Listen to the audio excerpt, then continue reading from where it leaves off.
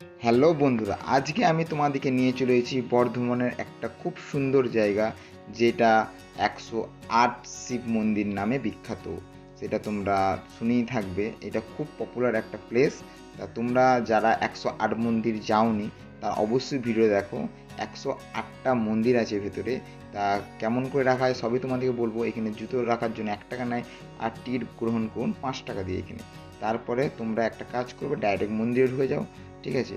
এই যে তোমার ডান দিকে একটা মন্দির দেখা যাচ্ছে, এই মন্দিরটা ডান দিকে, এটা মেন মন্দির। এখানে সবসময় পুজো করতে থাকে পুরোহিত মশাইরা। আর এইখানে সবসময় ধূপ মোমবাতি জ্বলতেই থাকে। প্রথমেই বাবার কাছে গেলাম, পুরোহিত মশাই এখানে নিজের কাজ করছে। বাবার কাছ থেকে অল্প চান জল খাবো, একটু প্রণাম করব। তারপর আমি তোমাদের 108টা মন্দির ঘোরাবো। তো আমি তোমাদের 108টা মন্দির ঘোরাতে আরম্ভ করে দিয়েছি। তোমরা ভিডিওতে কাউন্ট করতে পারো কটা মন্দির আছে এখানে। আর অবশ্যই কমেন্ট করে জানাবে কেমন লাগলো, আর 108টা মন্দির আছে কি না। এইটা একটা অনেক বড় ইতিহাস আছে, সেটা আমি তোমাদের পরে বলবো। এখন তোমরা মন্দির কাউন্ট করো, 108টা মন্দির এখানে আছে।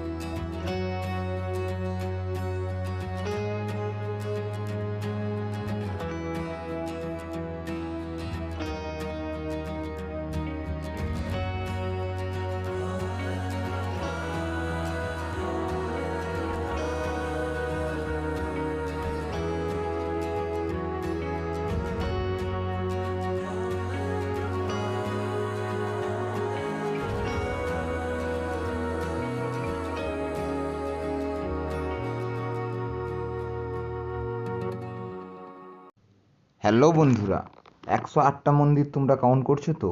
তোমরা অবশ্যই কাউন্ট করো। আর এই জায়গাটা না খুবই সুন্দর, মনে একটা শান্তি পেয়ে যাবে। তো একবার এসো বর্ধমান, 108 মন্দির থেকে ঘুরে যাও। এইখানে তুমি ভাবো, একসাথে শিবের মন্দির 108টা আছে। কত সুন্দর একটা জিনিস, তোমরা অবশ্যই মিস করো না। তোমরা এসো, ঘুরে যাও, এখানে ফটো তোলো। এখানে এক একটা মূর্তি বানানো আছে খুব সুন্দর, আর মাঝে তো আছে পুকুর আছে। আমি তো এটা দেখাইনি তোমাদেরকে, বাট খুবই সুন্দর। তোমরা এসো, তোমরা অবশ্যই এই সব জায়গাগুলো পরিদর্শন করো, তোমাদের খুব ভালো লাগবে। আর থাকলে মা বাবাকে অবশ্যই নিয়ে এসো। এইসব জায়গাগুলো খুবই সুন্দর একটা প্লেস। তা ভালো লাগলে অবশ্যই সাবস্ক্রাইব করবে, লাইক করবে, এরকম ধরনের নতুন কিছু দেখার জন্য। সো আজকের জন্য বাই, দেখা হচ্ছে নেক্সট ভিডিওতে।